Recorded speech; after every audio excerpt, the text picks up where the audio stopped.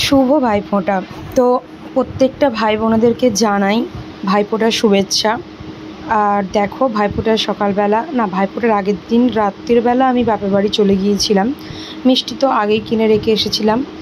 আর এখানে মিষ্টিগুলো তোমাদেরকে একটু দেখিয়ে দিলাম। মিষ্টি সেইভাবে নেওয়া হয়নি, মিয়ামোড় থেকে ওটা কী যেন একটা বলে, ভুলে গেলাম,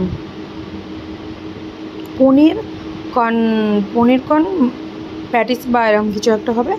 আর ওই যে কেকটা আছে আর রোলটা আছে, ক্রিম রোলটা, তো ওইগুলো দিয়েছিলাম। আর 2 পিসের মতন মিষ্টি করেছিলাম। আমার ভাইয়েরা বারবারই বলে যে মিষ্টি কম করবি।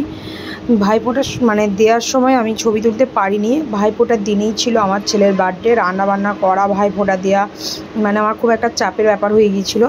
তো তারপরে আমি দুপুরবেলা যখন সবাই আমি খাচ্ছিলো আর কি, লাঞ্চের সময়, সেই ছবিগুলোই মানে ভিডিওটা ক্যাপচার করেছিলাম। আর ভাইফোঁটা দেওয়ার সময় আমি একটা করে ছবি তুলেছিলাম, ভিডিও করার আর সময় হয়নি।